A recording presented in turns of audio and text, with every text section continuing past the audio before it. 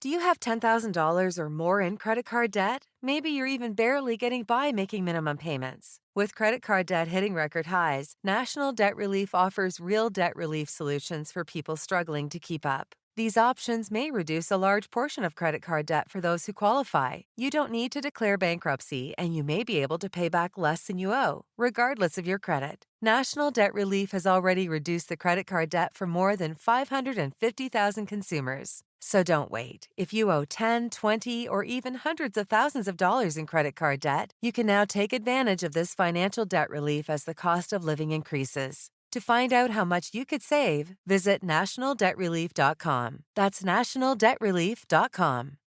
So you're running out of closet space. The good news? You don't need to stop shopping. You just need to start selling with The RealReal. The RealReal is the world's largest and most trusted resource for authenticated luxury resale. Whether it's that mini bag that can't even fit your phone, or those boots you never fully broke in, The RealReal handles everything from photography and copywriting to shipping and pricing. So you can just sit back, get paid, and make room for things that actually feel like you. And with 10,000 plus new arrivals every single day from top designers like Prada, Celine, Louis Vuitton, and Loewe, all for up to 90% off retail, you're bound to find something perfectly on brand to fill that extra closet space with. Plus, right now, you can get an extra $100 to shop when you sell for the first time. Make room for what feels like you. Go to therealreal.com to start selling and get your extra $100 to keep shopping at therealreal.com. That's therealreal.com. Terms apply. You're listening to DNA ID. Brought to you by AbJack Entertainment. Be sure to check out some of the other great true crime podcasts from this network, including The Murder in My Family, Missing Persons, Scene of the Crime, Zodiac Speaking, Beyond Bizarre True Crime, Campus Killings, Below the Surface, and Killer Communications. All of these podcasts are available for you to binge on right now, wherever you listen to podcasts. Subscribe where you're listening to this podcast so you don't miss an episode.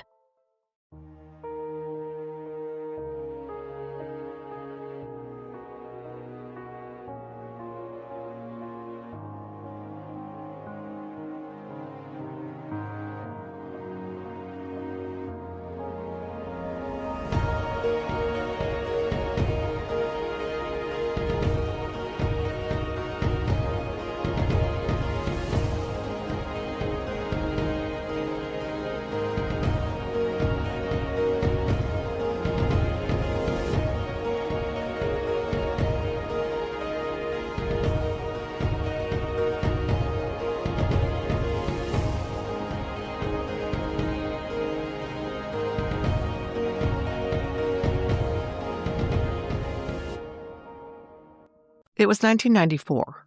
On Sunday, July 17th at 7:39 p.m., a man named Scott H. called the Vancouver, Washington Police Department's 911 emergency line. He said he could see his neighbor and friend Audrey through her first-floor apartment's rear window.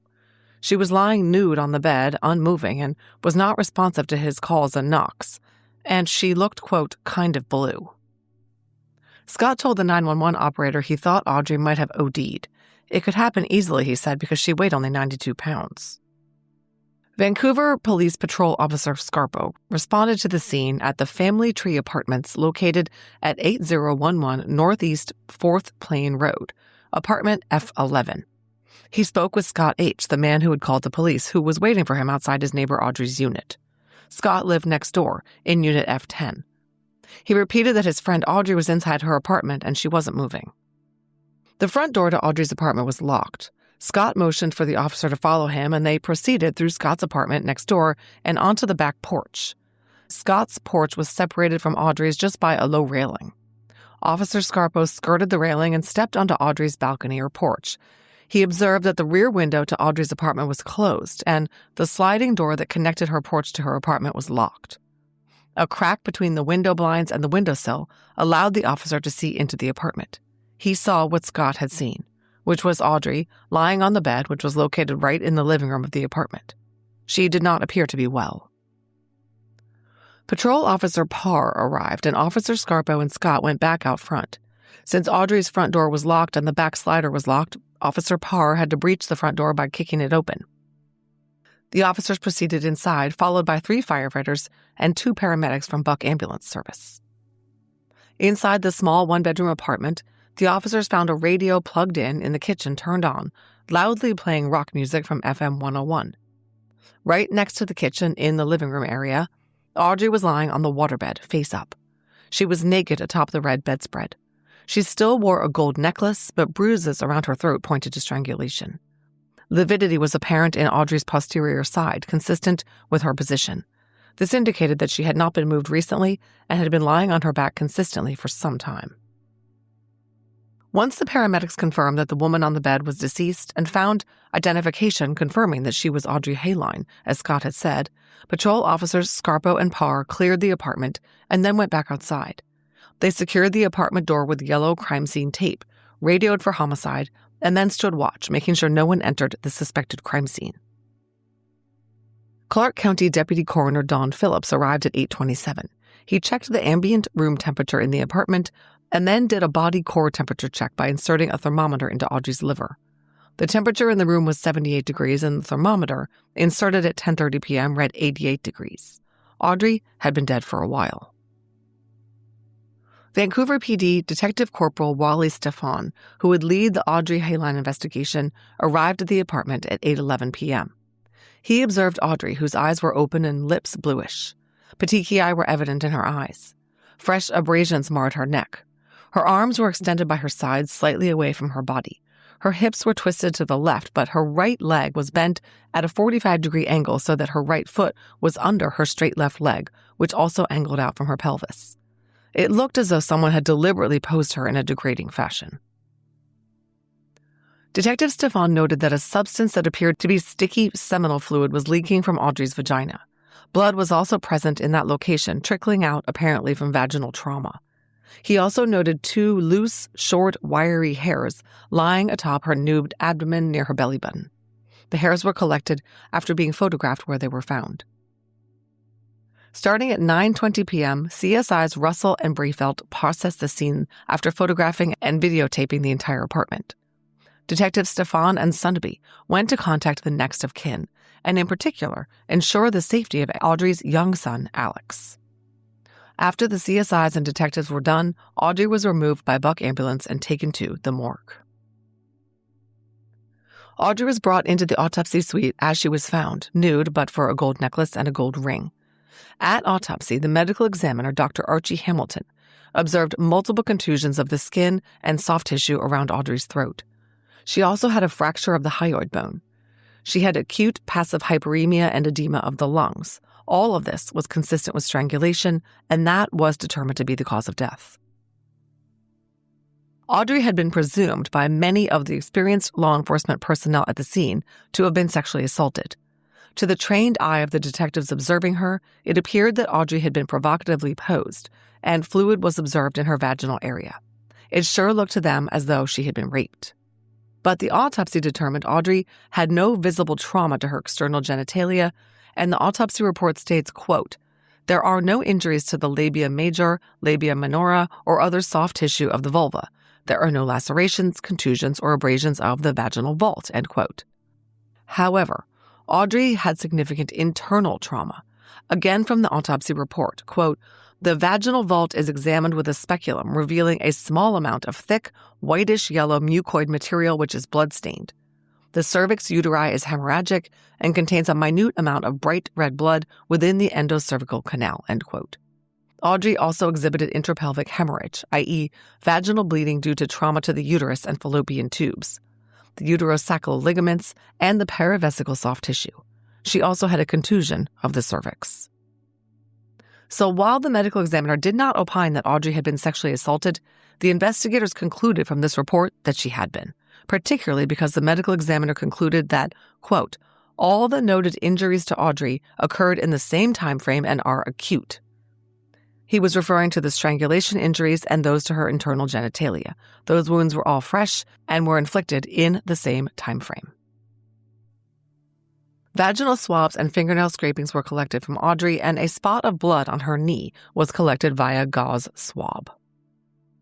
Okay, so who was Audrey?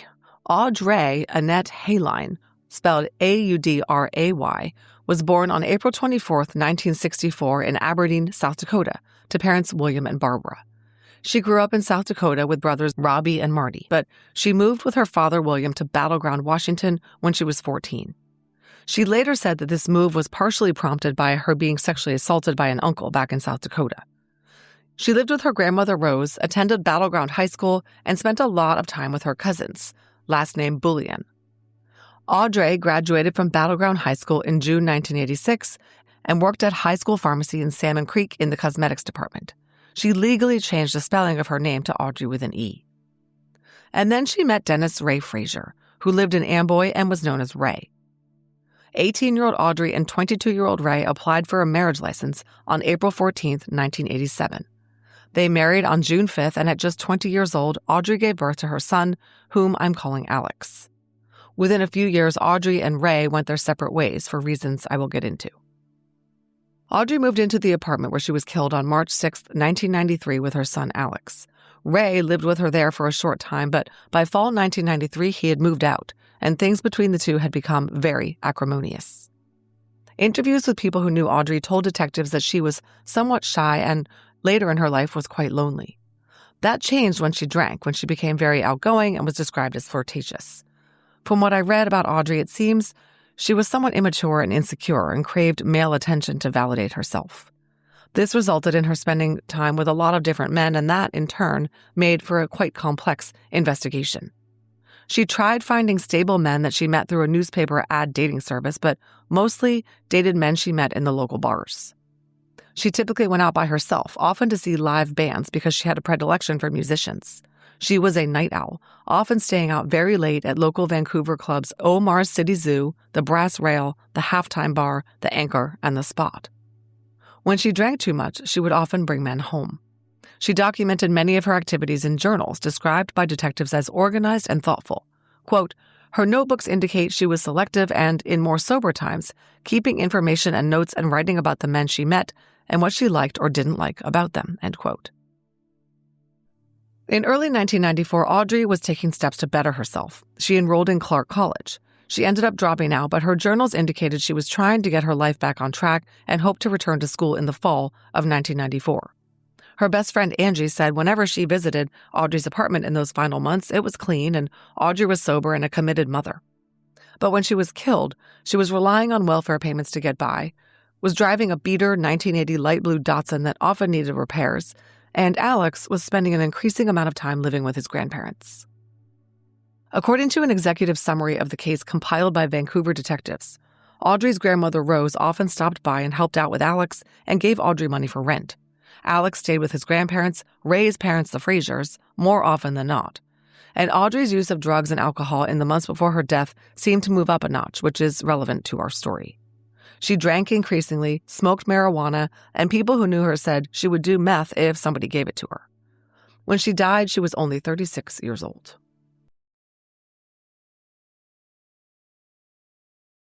The apartment complex where Audrey lived, now called the Van Plaza Apartments, consisted of 8 long 2-story wooden buildings, each with multiple apartments. Every building was essentially a chain of attached apartments, with every first-floor apartment having a second-floor apartment on top of it. The exception was Audrey's unit. Her end apartment in Building F had a crawl space on top rather than another apartment above it. There was ample parking outside each building, with each apartment being assigned a spot in front of the unit. Detective Stefan scanned the tidy apartment. Let me explain here that Audrey's bed was in the living room because she gave the single bedroom in the apartment to her son, Alex. Detective Stefan observed that a business card lay prominently on the bed near Audrey's head. The card was from John Kim of John's Collision Auto Body in Linwood, Washington. The card was collected into evidence. A storage trunk in the front hall was open and had clothes inside it. It looked as though someone might have been searching through it. Other things of note that attracted the detective's attention included a gold metal marijuana pipe on the kitchen table, and 2 drops of blood were on the floor under the kitchen table, and one had a hair stuck in it. A big splotch of an orange or red substance that could have been ice cream was on the kitchen floor. Spots of the same substance had been splattered onto the wall above the kitchen sink. A matchbook from the bar Omar's lay on the floor. An address book sat atop a desk, along with a phone. Audrey's purse sat in the same location with her ID inside. Also inside was a business card for Vancouver police officer Bob Riley. 2 other address books were located in the apartment. An old-school answering machine reflected no messages but 2 incoming calls. It did not document the dates or times. Audrey's queen-size waterbed had a headboard with storage shelves. Crime scene investigators opened a jewelry box that was on the headboard shelf, and inside found several condoms in their wrappers and 1 empty condom wrapper. They did not collect the empty wrapper.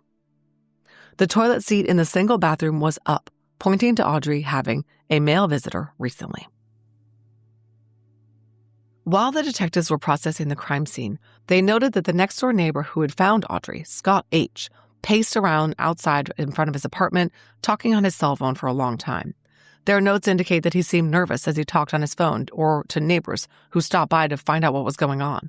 He even expressed concern that his car was being captured in the video of the exterior portion of the apartment building being taken by one of the detectives. Let me explain here that Audrey did have a pre-existing relationship with 40-year-old Scott H. They were next-door neighbors, they hung out together, he regularly worked on her car, and he had loaned her money on occasion. He told detectives that he occasionally babysat for her son Alex and tried to be there for him. He also volunteered that he'd once hidden Audrey in his place when her ex came looking for her. He said he was a bit worried that Audrey was a little too dependent on him. Detectives came to feel that Scott was interested in Audrey, but they learned that she considered Scott just to be a friend, mostly. At 1:15 a.m., Detectives Stefan and Sundby asked Scott to come down to the station for an interview. He was very cooperative and was driven down to the station in a Vancouver police cruiser. Once in Detective Sundby's office, he was read his rights and he indicated he understood them and agreed to speak with the investigators. He signed the form acknowledging his rights, but he refused to allow the interview to be recorded. Detective Stefan's report indicates that Scott seemed very nervous. He continually shifted in his chair, cleared his throat, and was hesitant to make eye contact. At one point during the interview, Detective Stefan even pointed out to him that he always looked away when answering questions, and he immediately denied that. While denying it, he again looked at the ground.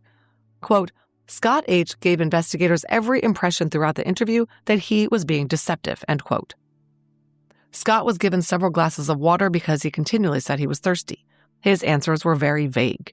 He responded in a slow, deliberate fashion, giving the impression he was thinking very carefully about his answers. He also avoided yes and no answers. Quote, Scott H. was careful not to commit himself to specific answers, the report says. He gave a very disjointed account of what happened Saturday night, and a lot of what he said required clarification. It was difficult for the detectives to assemble a clear, chronological account of his last interaction with Audrey, which was, it turned out, very, very important. Scott said he went to Audrey's apartment between midnight and 1 a.m. on Saturday morning, really late Friday night. She had just gotten back from a trip to Seattle. He knocked on her door and she opened it and told him that she was tired from driving home from Seattle, so they went their separate ways. On Saturday afternoon, the 16th, Scott and Audrey drove to the Minute Mart, located west of the Family Tree Apartments. They bought a 12-pack of Miller draft beer in cans, and then they went back to the apartment and hung around outside, sitting in the sun and drinking beer. A cell phone salesman came to the apartment around 2 p.m. and sold Scott a cell phone package. After he left, Audrey programmed Scott's new phone for him, loading specific numbers, including hers, into the address book in the phone. Around 6:30 that evening, the two separated, Scott said. He was going out to the Brush Perry Tavern and some other bars, and he invited Audrey to go along. She declined, saying she was going to some other places. Scott headed out around 6:30. He hit up a number of bars with some friends, drank at least 12 beers, and drove home, admittedly drunk, somehow arriving in one piece in his parking spot at around 2 or 2:30 in the morning. It was still hot outside, so he changed his clothes, putting on gray shorts and remaining shirtless. Scott said that very soon after he arrived home, he saw Audrey pull in and park her car. She saw his open door and came to his apartment. She seemed drunk and depressed, he said. He went to her apartment with her to talk and lay on her waterbed while she made some phone calls. He didn't know who she was talking to and could not hear what she said. When she was done talking on the phone, he said Audrey took off her black coat, jeans, and blouse and lay on the bed with him. Scott said he couldn't recall whether she had taken everything off or still wore undergarments. Audrey told him she didn't want to have sex. It was at this point that the detectives asked Scott whether he and Audrey had had sex in the past. He said they had, but only once, a month or so earlier. He'd used a condom, he said. It's important to note that in his initial field interview at the scene, he told detectives that his relationship with Audrey was not sexual in nature.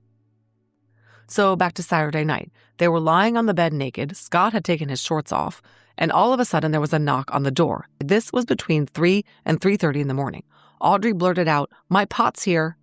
Scott jumped off the bed, grabbed a blanket to wrap himself in so he wouldn't be walking around naked, and went out the back door to the porch and jumped the railing to enter his own apartment. This was normal for him to do, he said. He walked in his back door, got on his bed, and fell asleep and slept until morning. He never saw who came to Audrey's door. Scott slept late the next day, Sunday. Around 12:30 or 1 on Sunday, he woke up and heard music coming from Audrey's apartment. So he knocked on her front door, but no one answered. Then he tried to call her, but no answer on the phone either. He assumed she had left with whoever knocked on her door the night before. It wasn't until that evening that, not having heard from her, he peeked in the rear window, and that's when he saw her lying on the bed. Detectives were, of course, quite skeptical of Scott's story. Some of it seemed to hold up. A pair of men's gray shorts were found on the floor next to Audrey's waterbed. But Scott was really wishy-washy when asked about details. He claimed he couldn't hear who she was on the phone with or her conversation. But the apartment was small, and this seemed not to be possible. He said he couldn't remember whether Audrey took off all her clothes or just some of them. He didn't know where she had put the clothes that she took off. He said he couldn't even remember where she was when she took the clothes off. Then he changed his mind and said, "I think she was all the way naked." Even later, he confirmed she was definitely naked. Then there was the green blanket he left wrapped in. He couldn't remember whether he grabbed the blanket from the bed or the couch. And he couldn't remember the color of the blanket, which was particularly ludicrous given what you'll hear in a couple of minutes. Then the detectives started getting to the point. They said, "Scott, certain forensic evidence was found on Audrey's body. Would there be any reason why your fingerprints would be found on her chest?" Scott stated, "I rubbed her chest." The detectives told him that there were some hairs found on her abdomen. They noted that Scott had a beard. Scott H. then admitted that he had kissed her on her stomach. They asked him if there was any way his fingerprints would be found on her neck, and he said his hand, quote, "might have brushed her neck when he touched her chest," end quote. Is this guy trying to sound guilty? But wait, it gets worse. The detectives asked if Scott had sex with Audrey that night. He said he couldn't remember. The initial plan was to have sex, he said. If they had, though, he would have used a condom. They asked whether he'd had a vasectomy, and he said he hadn't. Then he seemed to rethink things and said adamantly, "I know I didn't have sex with her." Well, the detective said, DNA testing on the evidence recovered from Audrey's body would provide scientific answers to their questions. They told him that scientific evidence would solve the case. Scott said, quote, "I guess we will find out if I stuck my Peter in her. I don't think I'd be that stupid. Let's hope not anyway," end quote. The interview wrapped up with the detectives letting Scott know that his statements were unacceptably vague. His response was, "I'm telling you as much as I can remember." Remember that he had consumed at least 12 beers, possibly enough to explain memory issues. Detective Sun became flat out and asked Scott what he thought should happen to the person who had killed Audrey. Quote, "He responded to this question very weakly and without emotion, saying, 'Whatever they do to them, lock them up,' end quote." When detectives asked Scott how he would explain the medical examiner placing Audrey's time of death at between 2 and 2:30 a.m. on Sunday morning, at the time he was with Audrey, he responded with, quote, "Then I'm fucked, aren't I?" One particular reason that the detectives focused on Scott H. were some discrepancies in his story versus what Officer Scarbo had found in Audrey's apartment. This pertained to the rear window. Remember that Officer Scarbo had gone with Scott around to the back porch and peeked through the blinds of this window, where there was a crack between the bottom of the blinds and the windowsill. Through the crack, he spied Audrey's body on the bed. The officer was certain that this rear window was closed and the mini blinds were closed, but there was a small gap that he could peek through. When Detective Stefan surveyed the apartment from inside, he noted that now the rear porch window blinds were fully closed, and the bottom of the blinds were touching the windowsill. However, the sliding window was now open. On the floor below the window was a potted plant that appeared to have been knocked onto the floor from the windowsill. None of this matched up with what first responding officer Scarpo had told him. He verified with Scarpo that indeed the window had been closed, but a crack was visible. He had to peer under the blinds and through the glass to see Audrey. Someone had opened the window between when Officer Scarpo viewed it and when the detectives arrived. Scott H. was questioned about this oddity. Officer Scarpo knew that no one had entered the apartment after he and his colleague kicked down the door, so how had the window been opened? Scott did not have an answer for this that investigators found satisfactory at all. He said that Audrey's window was actually open all the way the whole time. He knew this because when he first went to look in the window, he raised the shade with his hand, and that's when he saw Audrey. After he saw Audrey through the window, he shoved the borrowed blanket through the rear balcony window into her apartment before he called 911. This must have been what knocked the plant off the windowsill. The detectives told Scott that the uniformed officer would not lie about how he found the window and was trained to observe these things. Scott insisted that the window was open, and he left it that way. They asked him whether his fingerprints would be found on the rear sliding window, and he said no, they wouldn't. He still couldn't remember the color of the blanket. Further, Scott could not explain why, when Officer Scarpa was on the back patio looking in Audrey's window, there were no items of clothing lying on the patio. But when the detectives checked out the apartment, there were some items of clothing lying on Audrey's balcony. Scott suggested that perhaps there was clothing wrapped in the blanket that he had grabbed from Audrey's apartment and wrapped around himself as he left. There was something else weird about Scott's story. He admitted that after he saw Audrey on the bed before he called the police, he called his brother Ken. He said he did this because Ken had experience in this. He had once found a dead person. Scott thought Audrey might be dead and wanted his brother's advice on what to do. They spoke for 2 to 3 minutes, and he hung up and called the VPD. All in all, Scott's interview lasted almost 4 hours. At the end, he agreed to take a polygraph exam, and then the officers drove him back to his apartment. While in the detective's car, he made a spontaneous comment about how the investigators wouldn't be able to help him. Scott H. quickly became the prime suspect in Audrey's murder. As a cold case detective later put it, he was the last person to see Audrey alive and the first person to see her dead. His story was all over the place and was somewhat unbelievable. He flat out lied about the window, and he was very hinky about sexual contact with Audrey.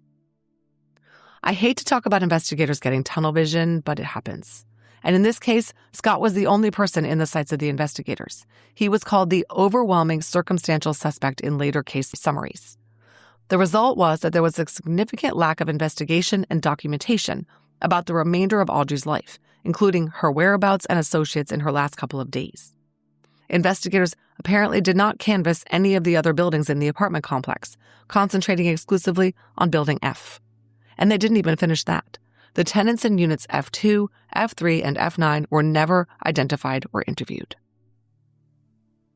So, later detectives had an uphill battle to reconstruct Audrey's last movements. Here's what they've come up with. Several days before her murder, Audrey left town to go to Seattle. Late on Friday night, June 15th, Audrey drove home from Seattle.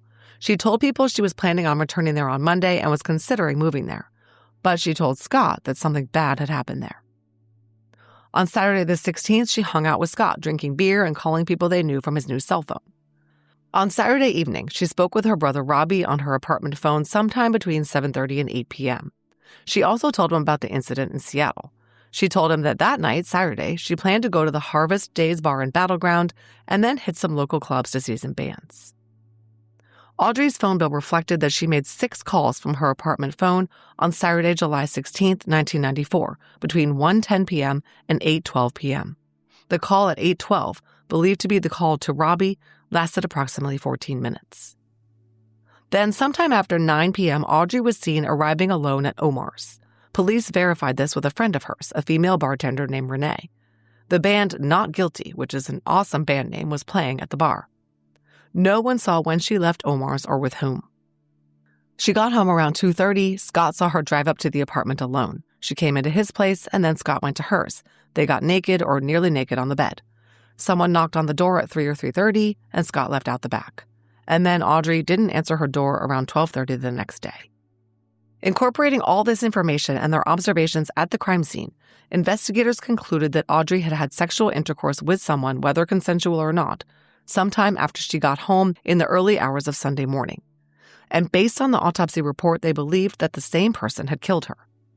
And some signs pointed to an altercation. The spill on the kitchen floor that matched spatter on the wall indicated someone had thrown a cup of liquid.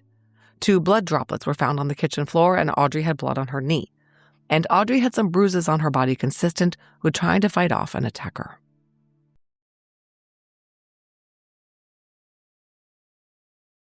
Eager to find out who had knocked on Audrey's door around 3 a.m, assuming Scott H. was telling the truth, Detective Stefan picked up Audrey's phone and tried to use the redial feature to call the last number she'd called. They wanted to see who she'd talked to late night and if she'd possibly called her pot dealer. However, nothing happened when he did this. Then he tested it by calling dispatch and hanging up when someone answered, and then he tried the redial feature again, and this time it worked, calling dispatch back. This failure can happen if the last call is long distance. The redial feature only worked on local calls, but it could also mean that somebody had disabled the redial feature. Investigators' research indicated this could have been done by pressing the number 1 key or by unplugging the phone from the wall for 30 minutes. But the question was, how many people would know this? One thing I do not know, but really want to, is whether the investigators pulled Audrey's phone records for Sunday morning, the time when Scott H. was lying on the waterbed while Audrey made some phone calls.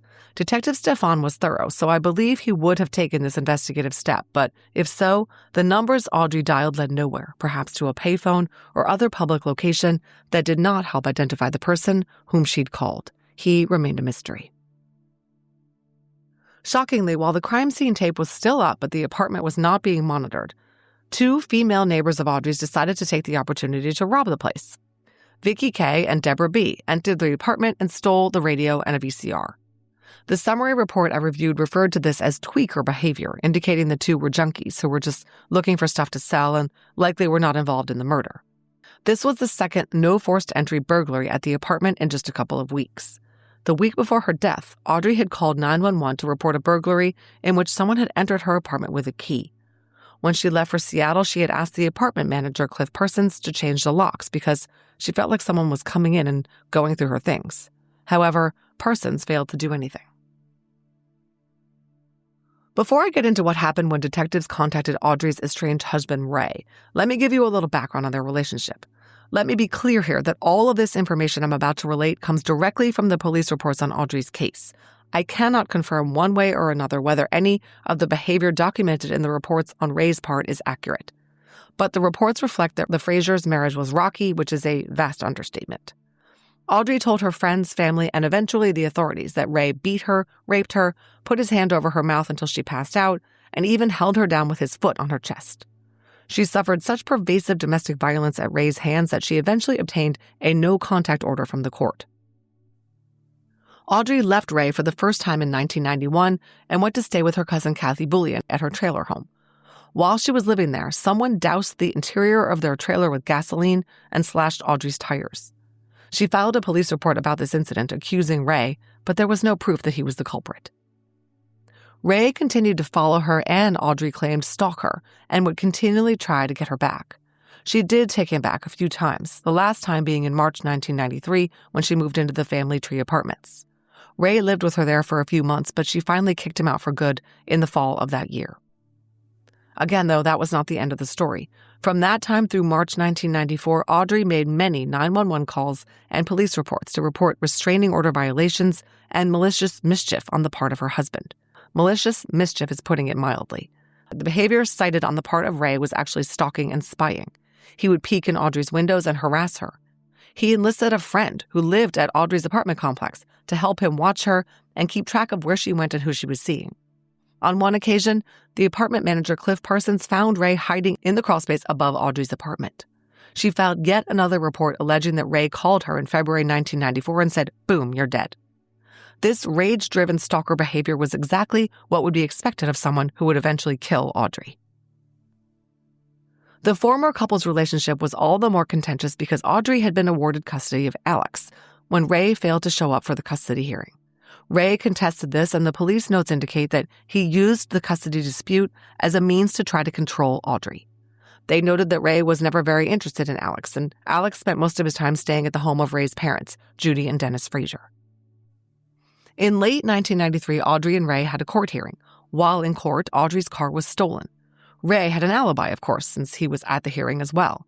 But police learned that he had in fact arranged for the car to be stolen, enlisting 2 of his friends, Timo T. and convicted sex offender Mike M. to steal the car.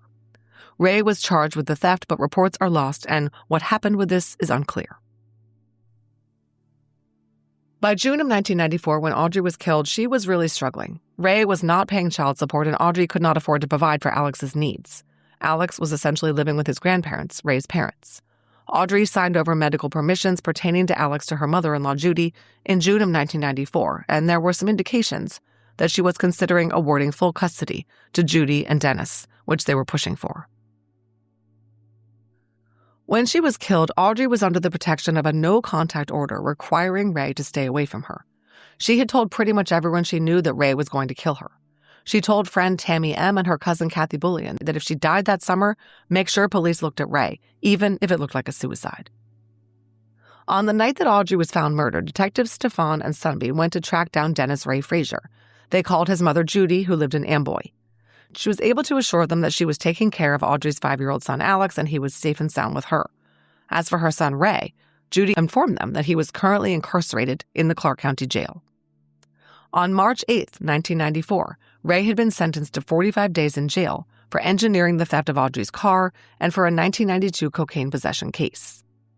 He didn't turn himself in to start serving his sentence until late June. When detectives visited Ray in jail on July 18th, he told them he was booked into the jail on June 29th and had been there ever since. But he admitted to making some phone calls to his buddy Timo T, who had been named as a suspect in stealing Audrey's car. Police wondered if Ray had perhaps gotten his friends to get rid of his ex-wife while he was in jail. Investigators did locate 2 potential witnesses who might have important information. To this day, it's not known whether they indeed saw the suspect. These were apartment complex residents Kim B. and her 14-year-old companion Chenoa W. The 2 happened to walk past Audrey's apartment on Sunday, the 17th, around 10 in the morning, many hours before Audrey was found. They noticed a man wearing shorts standing in the open doorway of the apartment. The door was wide open, and the man saw them and looked nervous. Kim thought she'd seen this guy around the complex 1 or 2 times before, but she wasn't certain. She said he looked a little bit like Audrey's neighbor Scott H., but he wasn't him. He was a white male, 30s to 40s, tall and thin with long, scraggly grayish hair to his shoulders. Chenoa verified this sighting, but she also did not know who this man was. It's important to note that another neighbor named Deborah B., one of the 2 women who had robbed the apartment after Audrey's slaying, reported that she had seen Audrey hanging out with a person who matched the description of this man a few times in recent weeks, but she had no idea who he was. Police wanted to know who the man in Audrey's doorway was, too. And because it was 1994, they might be able to use science to find out. Detectives submitted the vaginal swabs collected from Audrey at autopsy for DNA testing. The testing revealed the presence of sperm, and the sperm fraction yielded a male DNA profile from the man presumed to be Audrey's killer. Back then, before the existence of widespread STR-based DNA databases, the DNA profile was used primarily for direct comparison purposes. Investigators started with their prime suspect, Scott H. His DNA was collected in November 1994 pursuant to a search warrant. When the testing was completed, it eliminated him as being the donor of the semen found in Audrey's vagina. Despite Scott's hinky behavior, inconsistencies, and deception, the essential portion of his story never changed, even from all the way back to his 911 call on the night he found Audrey deceased. He told the operator that he'd been with Audrey and on Saturday night, the doorbell rang and, quote, some guy was coming over. Here's an excerpt from the 911 call. 911, what time did you leave her last night? Scott, it was about 2:30. I went out the back door and into my place because I didn't want to be there. 911, what was the guy coming over? Scott, I didn't see anybody or anything. All I know is she went to the front door and I was already gone. 911, so you left out the back door because somebody was at the front door? Scott, right. 911, and you have no idea who it was? Scott, no, I don't. I didn't see anything or any car or anything. In fact, I just went right to bed. Faced with the reality that the DNA did not match their prime suspect, investigators had to turn to other avenues of investigation. For example, police worked quickly to identify a man described as Audrey's boyfriend. Scott described a guy that Audrey was seeing as a white male, about 23 or 24 years old, 5'5" to 5'7", 160 pounds, with blonde, frizzy hair past his shoulders. Scott didn't know his name, but he played in a band. He believed this guy was the cause of the event in Seattle that had traumatized Audrey. She told Scott she had argued with her boyfriend at a bar there and he had grabbed her by the throat. Scott said that Audrey was angry and upset enough about this that she left Seattle and abruptly drove home late Friday night. Police learned that this was Mike L., who had first met Audrey on Wednesday, July 6th, when his band played at the Omar's Bar in Vancouver. He and his bandmate hung out with her later that night, and then the next night she came back to watch them play again. Mike and Audrey hit it off, and he stayed at her apartment for the remainder of that week and through the weekend. Mike admitted that he and Audrey had had consensual sex at her apartment on July 9th. He used a condom that she retrieved from somewhere in her apartment. Detectives wondered if that could have been the source of the empty condom wrapper they'd found. Mike told the investigators that while he was staying with Audrey, he met her next-door neighbor, and he seemed jealous of him. This was Scott. Then Mike L. invited Audrey to Seattle, so on Monday, July 11th, they drove up to Seattle in Audrey's car and stayed with some friends of Mike's. They spent their nights watching his band perform at Alexander's Bar in Everett, and during the days they went sightseeing. Very late on Thursday evening, July 14th, he and Audrey had unprotected sex. Police made a note of this, knowing that semen was collected from Audrey's vagina on Sunday. On Friday night, Mike said Audrey began acting crazy during his gig. He saw her talking with two men, Perry and James, and suspected they were doing drugs together. He tried to talk to her, but she walked away. He admitted that he grabbed her by the throat, but said he was just trying to get her attention. She told him that what she was doing was none of his business. He told the detectives that he'd been through all this with a prior girlfriend and knew where this was going, so he told Audrey it was time for her to go. He filled her car with gas and brought her a coffee. He packed her things into the trunk of her car and sent her on her way back to Vancouver at about 3 a.m. He never talked to or heard from her again. He said he was pretty angry with her because of this whole incident. Well, there are two sides to every story, and Audrey told Scott H. a different version. She said Mike was jealous because while he and his band were playing on stage at the club, Audrey was flirting with two men in the crowd, James and Perry. She sat on their laps and smoked some pot with them. Mike L. was angry and choked her, she said. After the choking incident, she ran up to James and Perry and told them that her boyfriend was jealous and had strangled her. At this point, James handed her his employer's card so that she could get in touch with him if she needed help. This business card was the one for John's collision that was found next to Audrey's head on her waterbed. She'd been given that card by James in the very early morning hours of Saturday, July 16th in the Seattle bar. Detective Stefan contacted these two men, but it doesn't seem that Audrey had ever contacted them after the initial meeting, and they were not placed in Vancouver on the weekend she was killed. The business card was believed to have been placed on the bed in an attempt by the suspect to point the investigators in the wrong direction. Okay, so Mike L. was angry with Audrey and had grabbed her by the throat. He had unprotected sex with her just a couple of days before the murder. Dude just put himself squarely in suspect territory. But the investigators learned through follow-up that Mike had an alibi for Saturday night, Sunday morning when Audrey had been killed. He was staying with friends in Seattle that weekend, and they all confirmed his presence and that he didn't have time to go back and forth to Vancouver to murder someone. Mike L. was one of the first non-Scott H. suspects to be eliminated by the DNA sample in evidence. His DNA, collected by investigators in the form of a blood draw as well as hair samples, did not match the DNA of the person whose semen was found inside Audrey, and his alibi was rock solid. He was not in Vancouver on the night of the murder. Detective Stefan moved on from him. As I mentioned, Audrey's murder investigation was complicated by the fact that there were many, many men whose name came up in the investigation. I think it may be one of the more complex investigations I've seen in terms of sheer number of potential suspects. The Family Tree apartment complex seems to have been occupied primarily by young, working-class single individuals who were very social, and there was a lot of communal drinking and drugs. Audrey had several male friends at the apartment complex. Obviously, we know about Scott H., but others were neighbor Tim F. and neighbor Kenneth K. According to the case summary I read, quote, these three men and other males in the complex frequently visited with Audrey. They would stop by, knock on her door, bum cigarettes, use drugs with her, borrow her car, and likely, occasionally seek sexual relations with her, end quote. Audrey's apartment was also the closest in the complex to a small series of open-air garages that were available to residents. These garages were typically used by male tenants and their friends drinking, taking drugs, working on their cars, and hanging out. The garage area attracted untold numbers of men who would have had very prominent views of Audrey's apartment. Police went through Audrey's several address books and followed up on every male name that was written there. One of these was very confusingly named Dennis Frazier, the same name as her husband. He was a bartender from Omar's who admitted that he and Audrey had been to each other's apartments, but denied that they'd ever been intimate. Police looked into Kenneth H., Scott's brother, who knew Audrey because he worked on her car. Of course, Scott had admitted to calling Ken before calling the police, so police wondered if he had been involved in Audrey's murder. Police went to call on him at his home and he wasn't there, but they soon received a phone call from his attorney, who said he was also representing Scott H.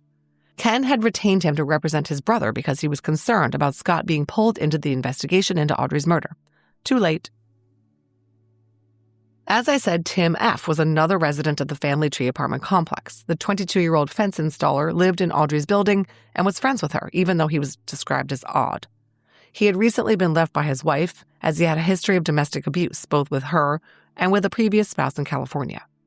And there were quite a few reasons to suspect that Tim F. might have killed Audrey. For one thing, he had a key to her apartment. The two had dated in the past and still hung out. A note found in her apartment read, "Tim, went out for some birthday beers, lock up when you leave." Despite the key, detectives felt Tim still could have been the one who knocked on Audrey's door late on Saturday night. In another strike against him, he had expressed jealousy, getting angry with Audrey for flirting with another man at a bar and telling people that Audrey was a POS. Several residents of the apartment complex said Tim and Audrey had been sexually active in the past, but now that she was dead, he was downplaying his relationship with her. Finally, in his interview at the scene where he showed up as an inquisitive neighbor, Tim told detectives Audrey confided in him all about her week in Seattle and her boyfriend there choking her. This conversation took place while they were sharing a smoke around 9 p.m. on the Saturday night Audrey was killed. Tim moved on to the suspect list. After Audrey's death, Tim left pretty quickly for California. He was in jail there pending trial after stabbing a man to death when Washington investigators caught up with him. He agreed to speak with them and did so twice. He denied having anything to do with Audrey's murder and willingly gave a DNA sample. His alibi was that he was on a camping trip on Saturday night at Goose Lake, 2 hours from Vancouver. The people that he said he was with were contacted by detectives, and they all confirmed that Tim was with them the entire camping trip and could not have made the round trip back and forth to Vancouver to kill Audrey. Detective Stefan came to believe that Tim did not kill Audrey, and indeed the DNA excluded him. But Tim was still weird and his statements unreliable. He told the detective that Audrey had been hanging out with a guy named Shane that she met at a local bar. He said they would find his name in Audrey's address book, and they did. Unfortunately, it was just the first name, and they were never really able to identify exactly who Shane was. In a follow-up interview, Tim denied ever mentioning Shane. This kind of shit must make the detectives want to pull their hair out. Tim ended up being in prison for 16 years for the stabbing murder he committed in California, but as I said, DNA eliminated him in Audrey's murder. I'm not going to get too much into the weeds about neighbor Ken K and his wife Vicky. They lived in apartment F6, just 2 down from Audrey. They were home on the night of the murder, detectives learned in the initial canvass. Both said they didn't know Audrey very well. But after her murder, another tenant, Bob B., said Ken K. told him that he had been in a dispute with Audrey over some drug debt. Police reports reflected that on July 5th, just a couple of weeks before her death, Audrey had called 911 and reported that Ken had borrowed her car the previous day and failed to return it. And some jailhouse informants told investigators that the witness, Kim B., had lied about seeing a man with scraggly hair in Audrey's doorway because she was protecting Ken K., who had told people that he hurt a woman. This whole Ken K. angle was heavily tied up with drugs and domestic abuse. His wife, Vicky, meanwhile, was one of the women who broke into Audrey's apartment with the crime scene tape still up to steal stuff that she could fence. Detectives' notes say Vicky K. was a frequent flyer tweaker, meaning essentially she was a meth head who did crazy stuff because of her habit. But neither of them killed Audrey. After giving a sample, Ken K. was eliminated by DNA as being the donor of the semen. And since women don't leave semen behind and the killer was believed to be a male, Vicky was not explored further. So throughout the remainder of 1994, numerous potential suspects were contacted, interviewed, polygraphed, DNA tested, and ruled out.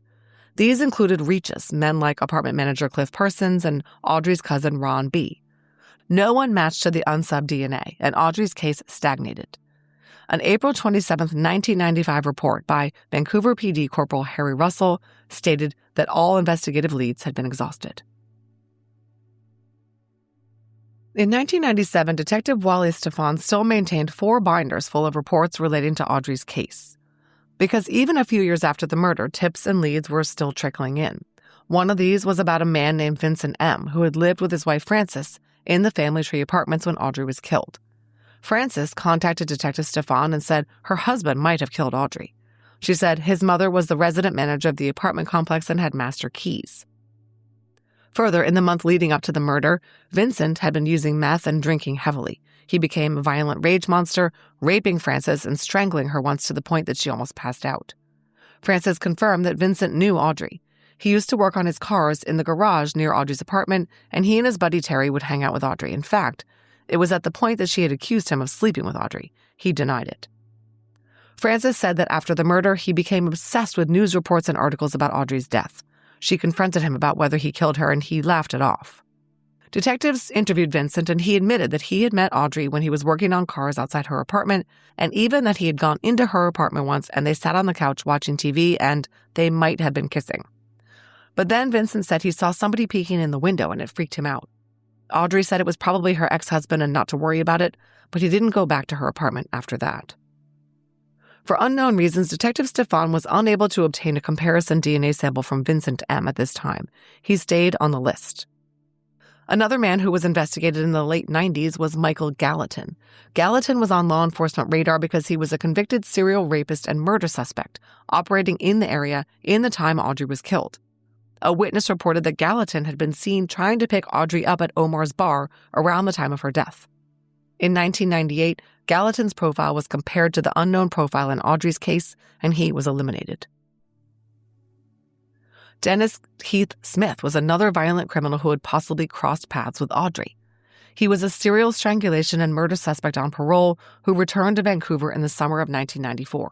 He frequented Omar's bar and abducted a woman named Catherine Kilabi from Omar's parking lot in November of 1995.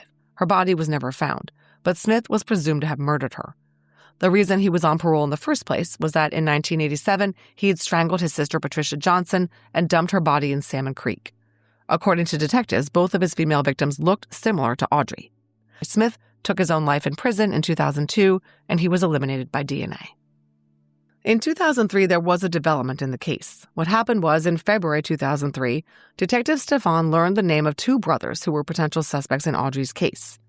Nelson Arnold Lewis had strangled a woman in Vancouver in the early 90s, and his brother, Alan Larry Lewis, was present during this murder. Both had multiple law enforcement contacts in Vancouver in the early 90s, and Nelson was a suspect in a Portland child sex abuse case in 1996. They were bad dudes. Nelson's DNA was in CODIS, but Alan's wasn't. This was when Detective Stefan learned that the DNA of the unknown suspect in the Audrey Hoellein case was not in CODIS. How is this possible, you ask? Well, back in 1994, the Washington State Crime Lab had developed a suspect DNA profile from the semen found inside Audrey. But because it was still sort of early in the DNA era, the lab used RFLP testing rather than the STR testing that became the standard required for CODIS. So the profile was not in the Federal Offender DNA database. To remedy this, the crime lab advised Detective Stefan to resubmit the vaginal swabs from Audrey's rape kit for updated testing. Thank God they were still in the refrigerator in the evidence unit. Detective Stefan submitted the swabs to analyst Cheryl Crabtree of the crime lab, who was able to obtain a CODIS-eligible STR profile at that time. So the unknown offender's DNA was entered into CODIS in 2003. This eliminated the 1990s suspect Vincent M., whose DNA was already in the system. Other suspects were eliminated in this manner as well. No hits were ever obtained on the profile, and the case went dormant.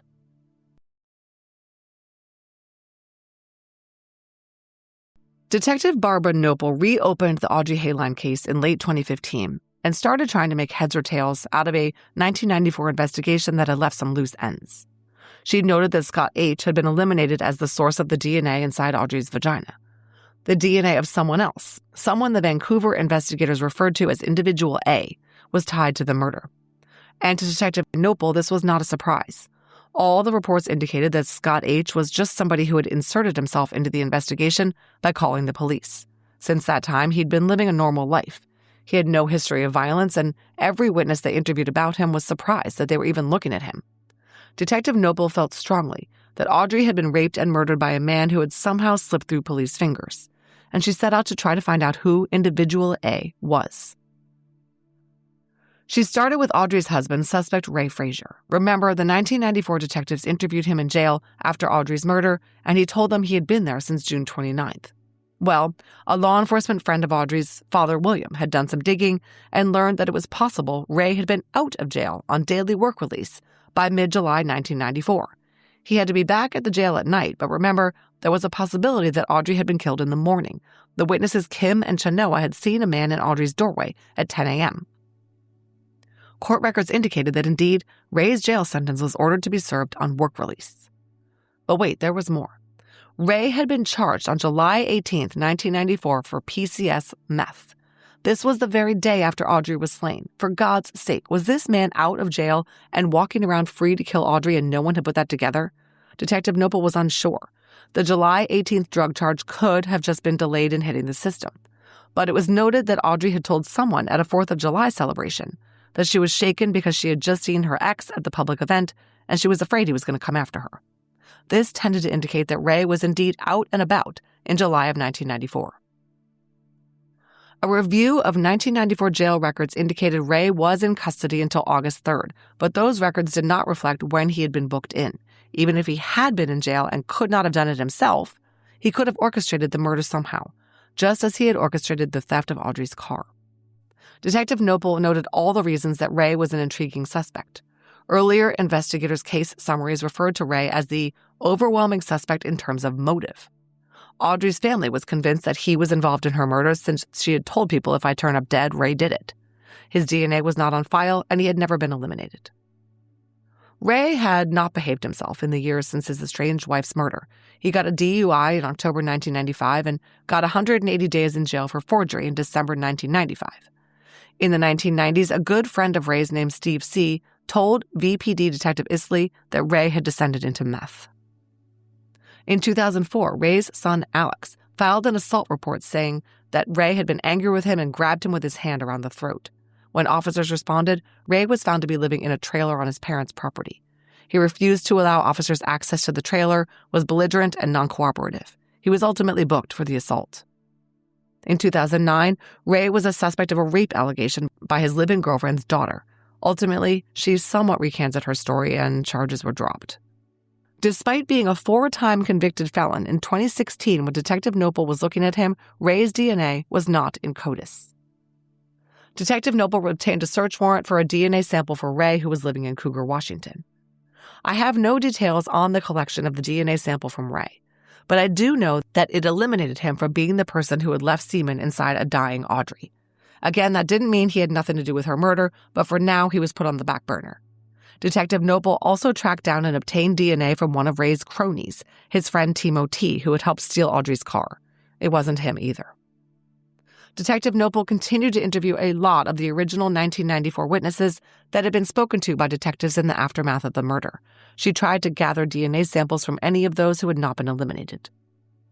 One person she tracked down and interviewed was the friend of Ray's that I just mentioned, Steve C., the one who said Ray became entangled with meth. His phone number was found on a Post-it in Audrey's apartment. And he called Detective Stefan 2 days after Audrey's funeral, inquiring what was going on with the investigation. When questioned, he apparently tried to minimize his contact with Audrey. He'd said he'd been in Audrey's apartment just once, for about half an hour, a week before her death. He stopped by to check on her and Alex. DNA had never been collected from Steve C. When Detective Noble interviewed Steve C. decades later, he behaved very oddly. On the phone, he said he'd be happy to give a DNA sample. But then when he arrived for his in-person interview, he stammered, shifted in his seat, and said he'd only ever been in Audrey's kitchen, and he refused to give a DNA sample. He denied having anything to do with her murder, but came across as belligerent. He also admitted that he was angry at Audrey because Ray, quote, was the father and she was playing custody games when Ray had a right to see his son, end quote. Detective Noble's notes say that Steve C., quote, came across as a suspect on every level. In the end, he refused to give a DNA sample. Detective Noble had to obtain a search warrant to get one from him. It eliminated him, and she moved on down her list. By 2016, the list of men eliminated by DNA grew to nearly 20. Okay, let's talk about some updated DNA testing. The last testing done on the case had been done in 2004. 12 years had elapsed, and Detective Noble wanted to try again. A lot of stuff was missing. For example, they no longer had the necklace that was around Audrey's neck, which had been released to her family. But Detective Noble noted that Audrey's fingernail scrapings and the 2 hairs found on her abdomen had never been processed for DNA, and they still had those. The 2 hairs had been examined microscopically back in the 90s and were found to be inconsistent with Scott H's, but more in-depth analysis was called for. So Detective Noble submitted to Laura Kelly of the WSP Crime Lab the following items in November of 2016. Audrey's fingernail clippings, the gauze swab of the blood smear found on her knee, the swab of blood from the spot under the kitchen table without hair, and the swab of blood under the kitchen table with hair, the loose hairs from Audrey's abdomen. The results were as follows. The blood drops under the kitchen table were Audrey's blood. The 2 hairs on Audrey's abdomen were her own. But an unknown male STR profile was obtained from skin cells detected in Audrey's right hand fingernail scrapings. The profile belonged to the same person whose semen was in her vagina, individual A. Well, that clinched it. Audrey had scratched the hell out of someone who was attacking her, the same person who had left his semen inside her.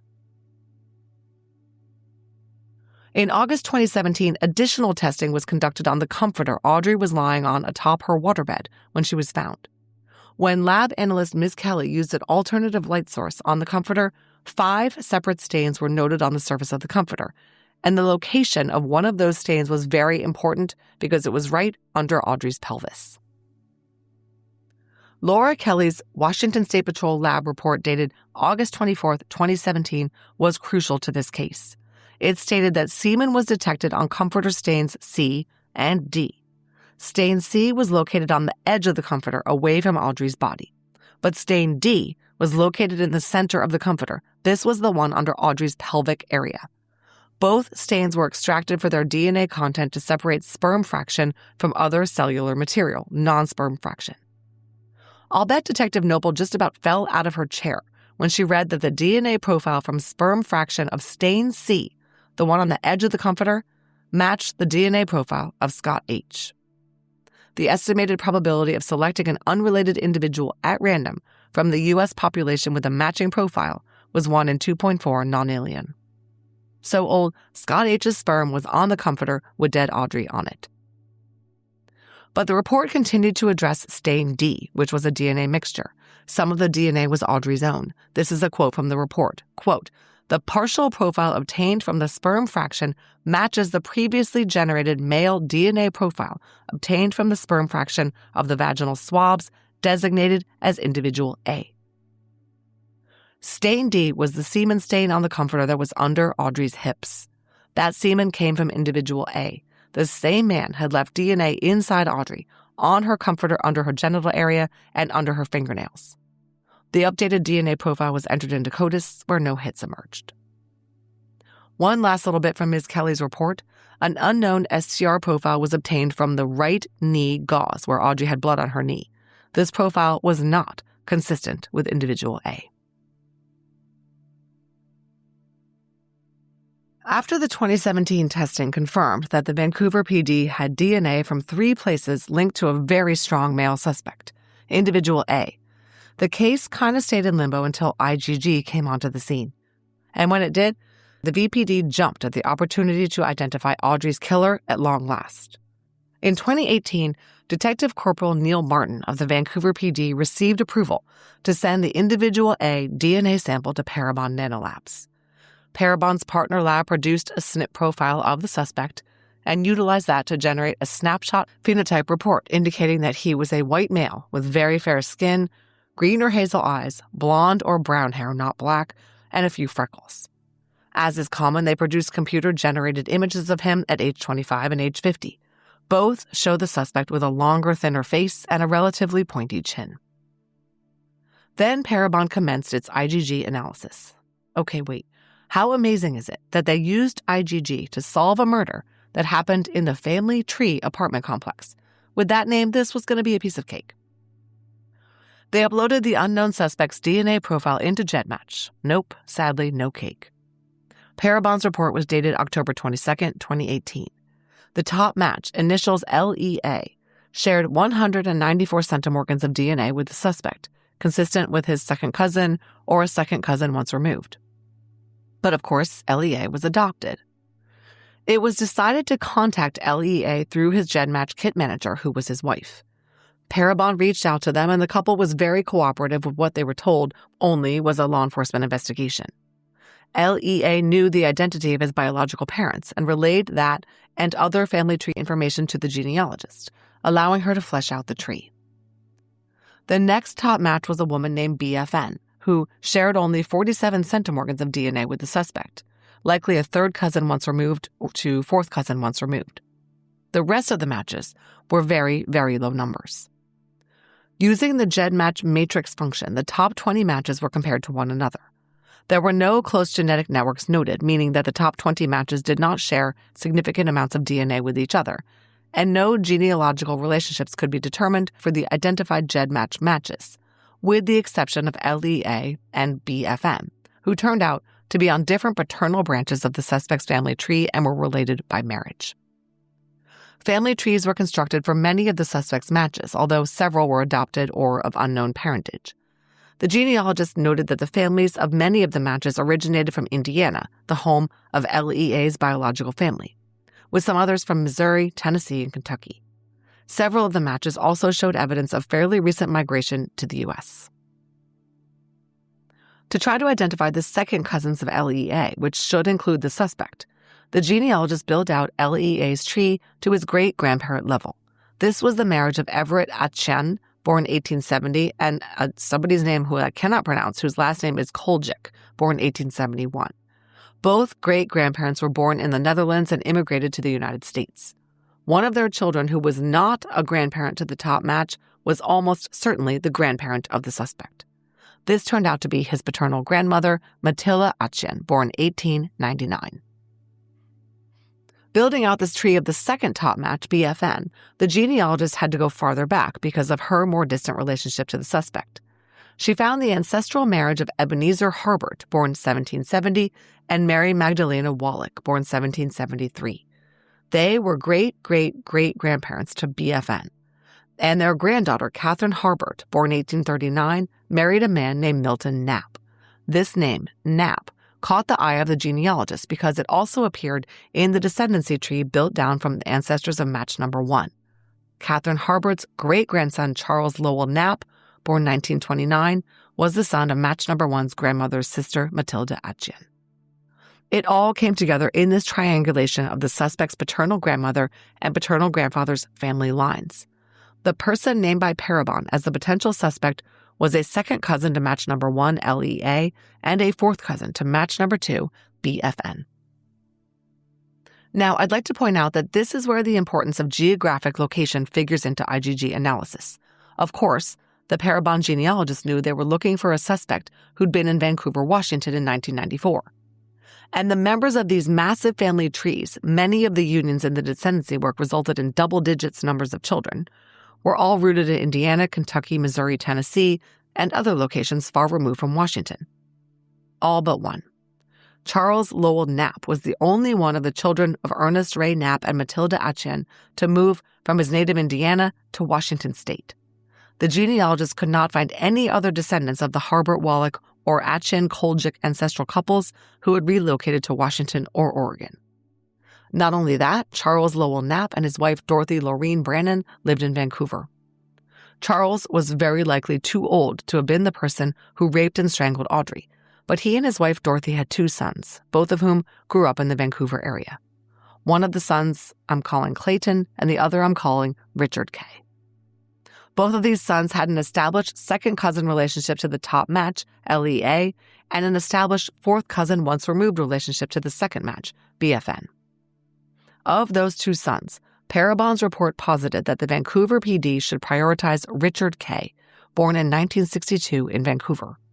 His brother Clayton had no known criminal record and was a retired EMT, but Richard K. lived in Vancouver at the time of Audrey's murder and had a very interesting record. This is the end of Part 1 of the case of Audrey Hoellein. Part 2 is available right now.